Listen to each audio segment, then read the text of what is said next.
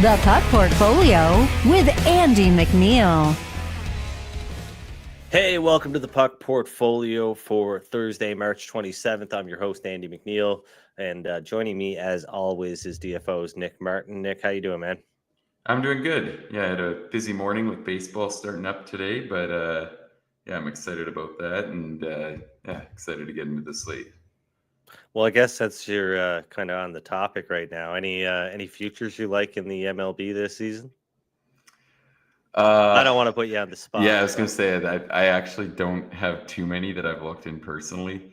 I'm cautiously optimistic that the Blue Jays could actually be decent, but I guess to frame it from a future that might be a little more bettable, I do think the Yankees to miss the playoffs at plus 240 is a good bet. So I can get behind that as a Red Sox fan. So I know the Red Sox aren't looking too hot heading into the season. They're looking pretty good, I think.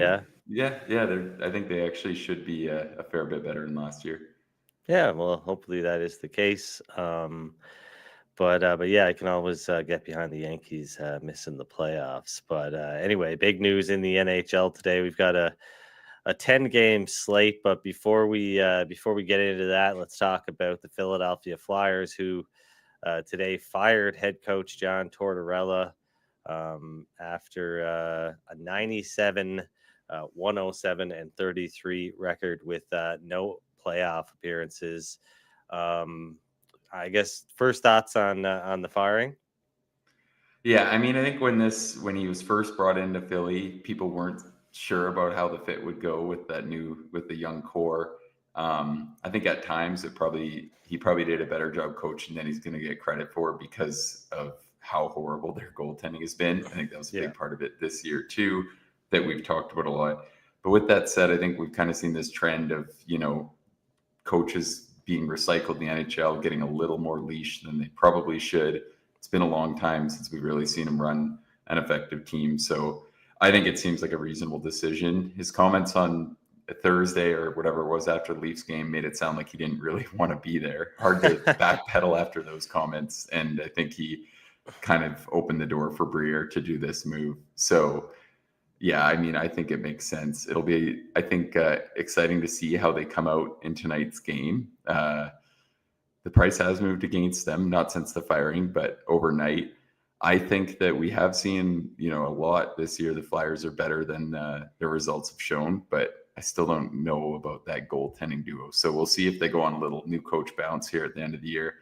I think there's a lot of guys that people are expecting to kind of look a little revamped after this news, but like I said, who knows? If you're getting the league worst goaltending, I don't think it matters who's coaching you. Yeah, I mean, the Flyers year to date, they rank fifth in expected goals percentage at 5-on-5, according to Evolving Hockey.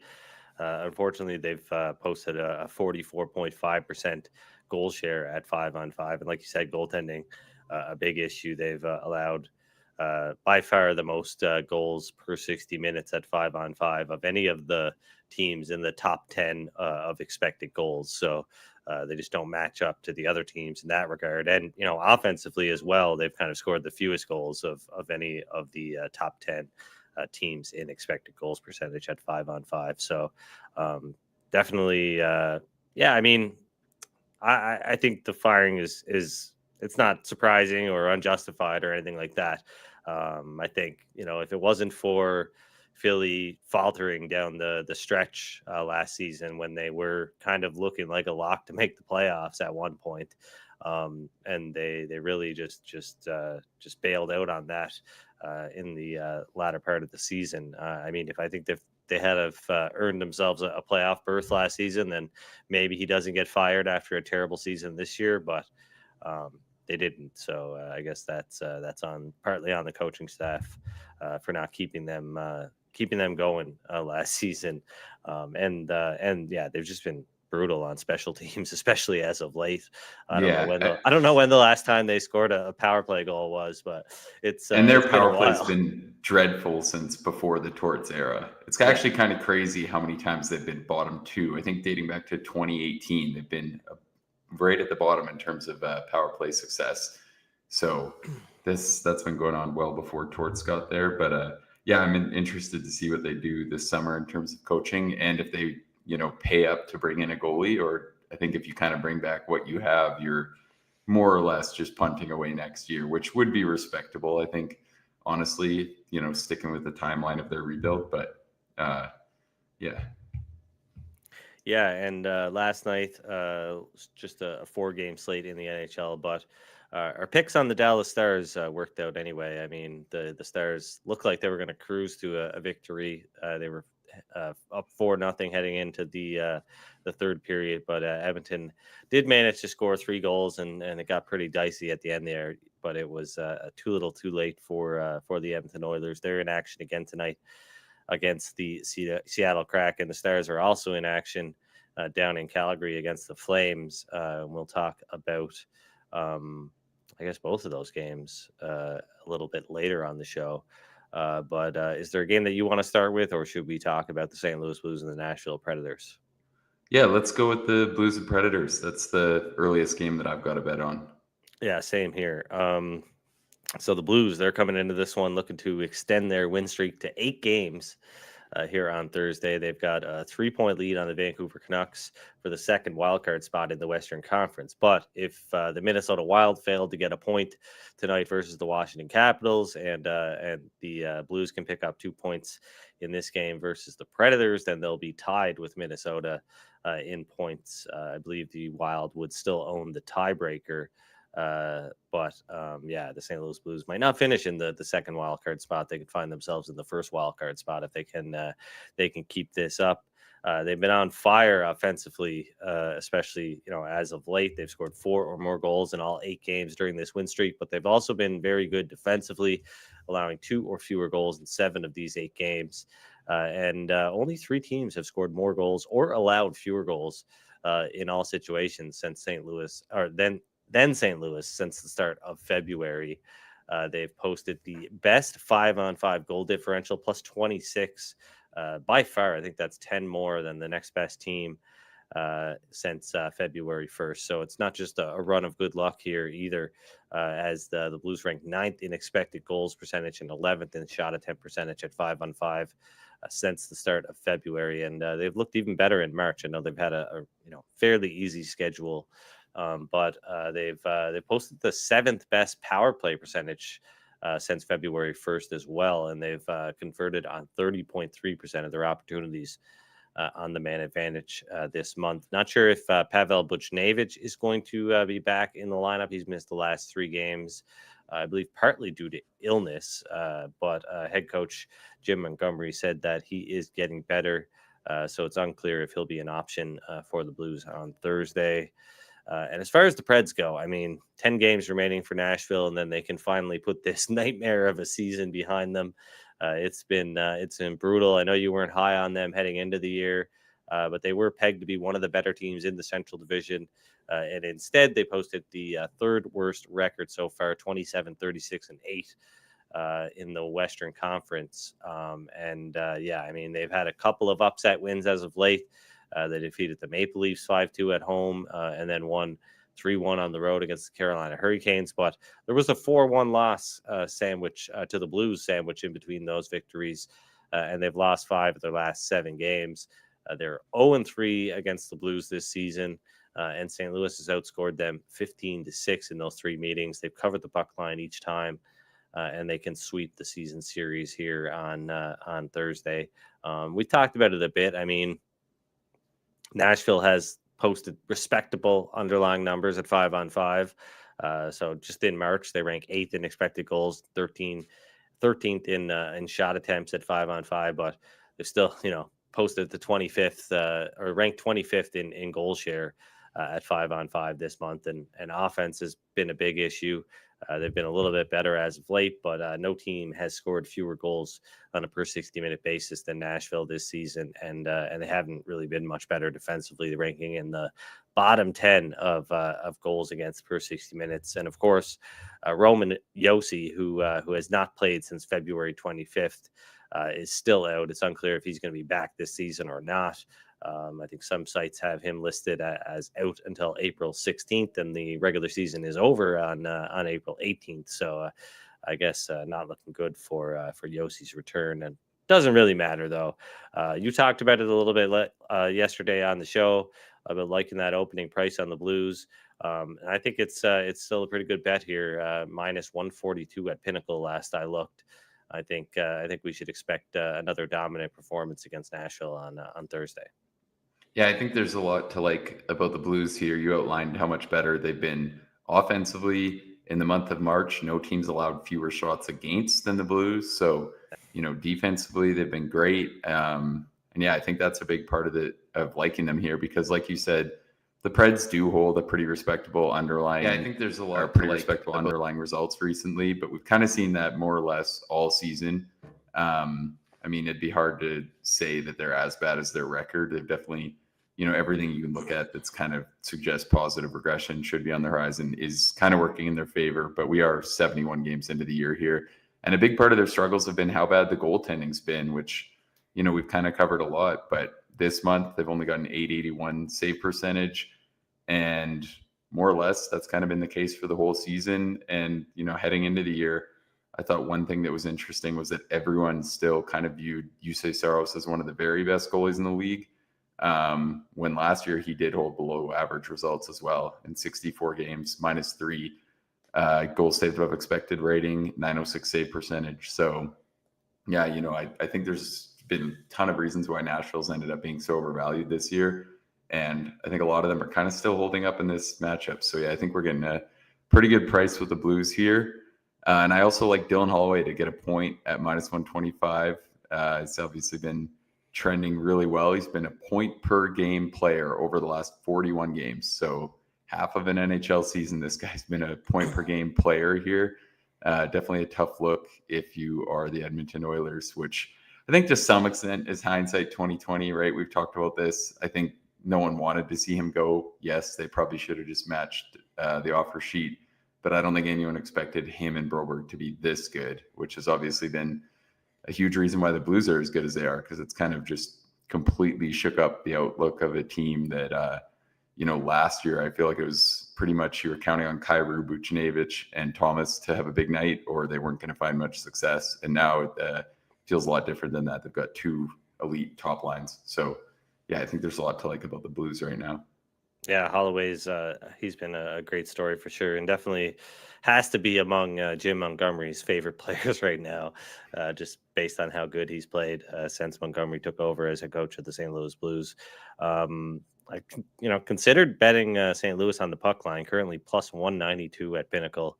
But yeah, minus 137 right now on the money line. I guess Nashville's been, kind of been back and forth there. I guess some people are still overvaluing this team right now, and it's not surprising as they've kind of been overvalued all season long. So, but yeah, minus 137, I think is a pretty attractive price on the Blues on the money line. You've got some interest in this game between the LA Kings and the Colorado Avalanche, right? Yeah, I do. I think the Kings are a really good team right now.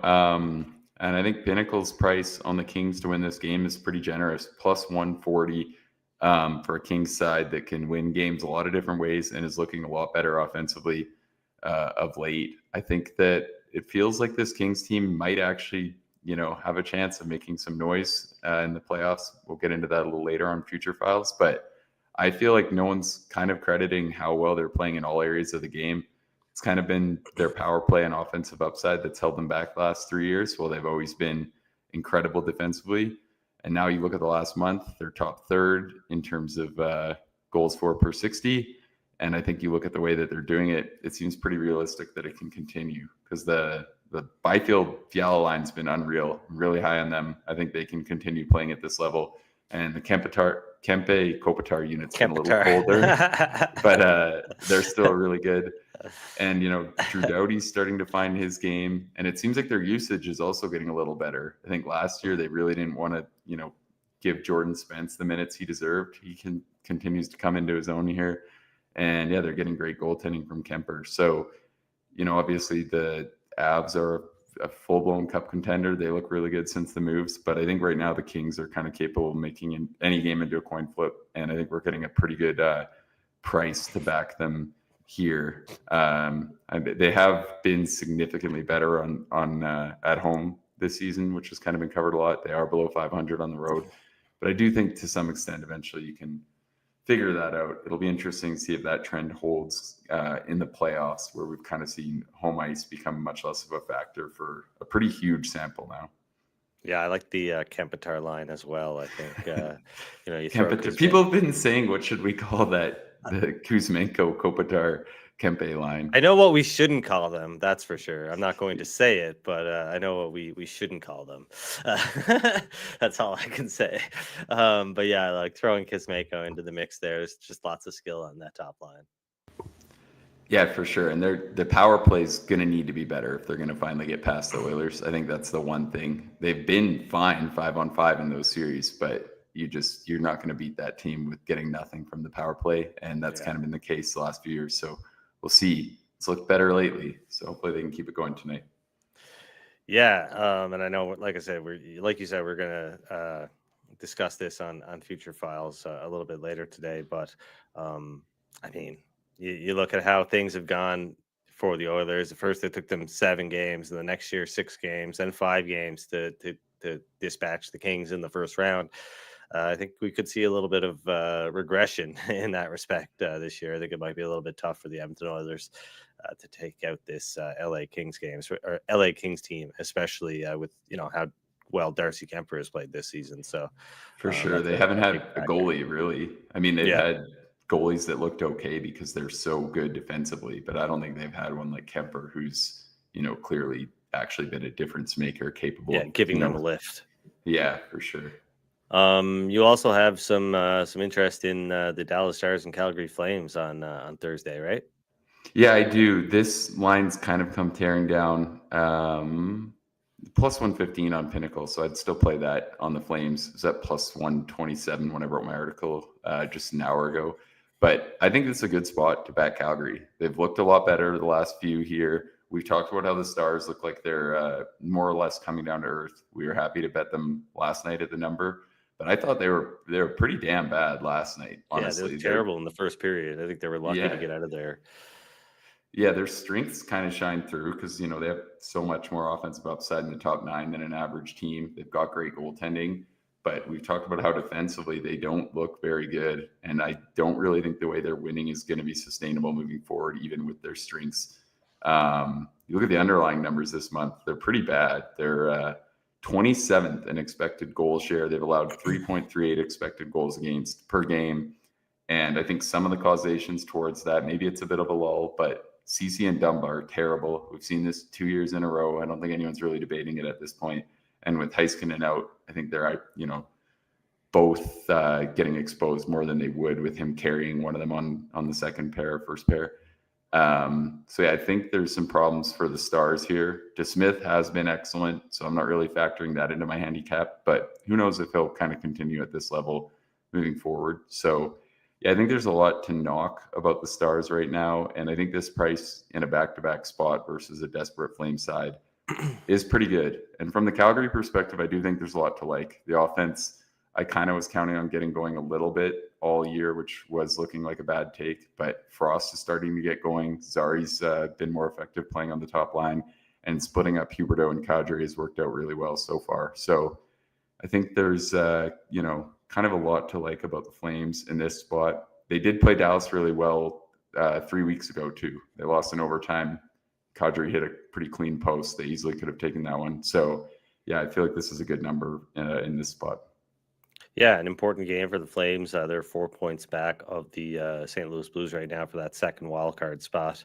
1 point behind the Vancouver Canucks, but they've got 2 games in hand on Vancouver and 3 games in hand on St. Louis. So not out of it yet, for sure. So and Minnie's getting in that mix a little bit, which is pretty crazy. But they've got a tough schedule, and they could end up kind of being a catchable team for the Flames as well. Yeah, 85 points. So things are pretty tight there in the Western Conference as they are in the Eastern Conference. Last game that we want to talk about for Thursday's slate, the Oilers at Seattle, taking on the Kraken in a rematch from last Saturday. As you mentioned, the Oilers, I mean, they look pretty good in the first period. They outshot the Dallas Stars 14-5 in the opening frame. but they were down 1-0 heading into the second. And that's where things kind of fell apart for Edmonton. They allowed 3 goals, all scored by Jason Robertson, and entered the third period down 4-0. They did make a game of it. Like I said, they scored 3 third-period goals: Corey Perry, Adam Henrique, and Zach Hyman. But too little, too late, and the Stars held on to win 4-3. So now they're facing a tough task here of going to Seattle and playing the second half of back-to-back. So far this season, home teams have won nearly 60% of the games when they have more rest than the road team. And road teams playing the second half of a back-to-back have won just 35.8% of the time. So it's a tough spot for the Oilers here. They did eke out a 5-4 win over the Kraken on Saturday without Connor McDavid and Leon Draisaitl. That was the first game that they were missing both players, first time ever since Draisaitl's was drafted. But this is a tough scheduling spot, and you don't know what kind of shape Zach Hyman is in. I know he was able to finish the game last night, but that was a tough look on that collision with Mason Marchment. He went down awkwardly, missed a little bit of time, did come back, scored a goal. But sometimes you wake up the next day and things don't feel that great after something like that. So hopefully that's not a lingering injury heading into this one, at least from the Oilers' perspective. And while Calvin Pickard was going to be slated to start this one regardless, but he did get a bit of a warm up last night as Stuart Skinner was forced to leave the game the second time in the last 3 games that Skinner was forced to leave. This time seemed a little bit more serious though, and he didn't travel with the team on the road trip. He was hit by Mikko Rantanen's thigh as Rantanen was kind of chasing a puck into the corner there, and that forced Calvin Pickard to step in. He's going to start tonight, and he's won both of his starts for Seattle this season. He stopped 42 of 46 shots so far versus the Kraken. The Kraken, meanwhile, they're looking to end a 3-game losing streak here on Thursday. They are kicking off a 3-game homestand. They're going to host the Oilers on Thursday, and then the Stars in back-to-back games. Second time, I think, this season that I've noticed a team playing the same team in the same venue in back-to-back games, which is not something that we've really seen before. And I guess it's becoming a more common occurrence. The NHL trying to do their part to reduce their carbon footprint, I guess. So I don't know. But anyway, they've lost 9 straight against the Oilers, including Saturday's game. But like I said, this is a particularly advantageous spot for them to end this streak. I mean, they don't have Connor McDavid or Leon Draisaitl, and those 2 players have been a big reason why things have been so lopsided in this matchup. I mean, Draisaitl has the best points per game in the NHL versus Seattle since the Kraken entered the league. So definitely a big loss for those guys coming into this one. But yeah, Seattle, I mean, stopping the puck is going to be key for this team, and that's been pretty tough, particularly against the Oilers. They're 2-11-1 against Edmonton all time, and they have allowed 4.2 goals per game against the Oilers all time. And goaltender Joey Decord, I don't know if he's been announced as the starter yet. He was just confirmed. Yeah. Okay, yeah. So I think he's 0-5-1 against the Oilers in his career, 3.82 goals against average, and an .874 save percentage. So yeah, tough one here for both teams. But this play didn't work out for me on Saturday. I went with the regulation tie as I figured it would be a closer game, but it was a close game. I mean, the Oilers narrowly defeated Seattle 5-4. And I'm pretty inclined to stick with that strategy heading into to this game here tonight. I think it's a solid approach for this matchup. I mean, given the schedule spot, the injuries to McDavid and Draisaitl, I think, like I said, they've been big factors in this being such a lopsided matchup for the Oilers, and I would expect a much closer game than we've typically seen here. So I think, given the money line odds and whatnot, plus what are the current plus odds 110s right now? out there? Yeah, minus 127 for the Edmonton Oilers, plus 115 for the Kraken, but the regulation draw at Pinnacle plus 332, and I think that's a pretty good look here for this game tonight. I also like Ryan Nugent-Hopkins. I know you were on this one a few days back. Last night. Oh, last night. Okay, yeah. It's all blurring together. after a long season. But Nuge to get over 2.5 shots on goal. Most books have this at over 1.5 in the -200 range, which is, I mean, probably not a bad play, but it's, a little bit tough to stomach laying -200 on a shot prop. But I mean, he's registered 3 or more shots on goal in 4 straight games, and he stepped up in a big way here with McDavid and Draisaitl out. So I think at plus 155 at Bet365, which is, I guess, the most widely available price on this one, is a pretty good look here, I think, for this game. So yeah, Nuge to get 3+ shots at plus 155, and this game to go to overtime or a shootout at plus 332. Yeah, I like the Nuge look as well. There are some longer numbers out there, even on some of the rec books. So hunt around there. He did find a way to get it done for us last night. Played 20 minutes.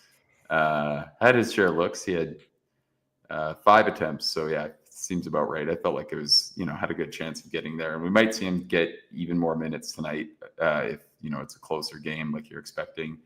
So yeah, I think that's a good look. I honestly kind of like the Kraken here now. I think that with Decord confirmed, that's the, big thing gotten out of the way. I think it's a pretty good spot for Seattle. I feel like they've been playing, more or less kind of respectably as they get through the final bit of the season here. So yeah, I think they're a good bet as well. So yeah. Before we wrap this thing up here for Thursday's slate, do you got anything on Friday that you're looking ahead to? Yeah, there is one I like. It's already looking like it's starting to move, but I think looks like there's still -110s out there. So we'll see, where it closes. But I think the Columbus Blue Jackets are in a good spot to get a win tomorrow versus the Vancouver Canucks. Blue Jackets been off since Monday. Got Monahan back in that game. He looked pretty good. They're at closer to full strength now. I think they're kind of through the worst of it. I still think this team is pretty good. I maybe got a little too high on them coming out of that, the pair wins over the Red Wings there. I was pretty confident that they were going to be a wild card team after those, but I still like a lot of what this team has going on. I kind of believe in them offensively. I don't think they're anywhere near as bad offensively as we've, seen the last bit here. They've had some bad luck. I thought they were pretty damn good in that Florida game where I bet them and they lost 1-0. I was happy to see them get right with the win over the Isles. And yeah, rest advantage here versus a Canucks team, which is pretty depleted right now. They've gotten by. They're playing better hockey. I think they've had some guys step up the last few. They were able to get a win over the Islanders last night, which, I mean, the Islanders look pretty terrible, I got to say. But yeah, all in all, I don't really think this game should be priced evenly right now. I think with a rest advantage on home ice, the Blue Jackets should definitely be a favorite over Vancouver. Nice. I like it. But yeah, that does it for Thursday's episode of the Puck Portfolio. We'll be back on Tuesday right here on the DFO Fantasy and Betting YouTube channel at 1 p.m. Eastern Time. Thanks for joining us. And until then, good luck with your bets and gamble responsibly.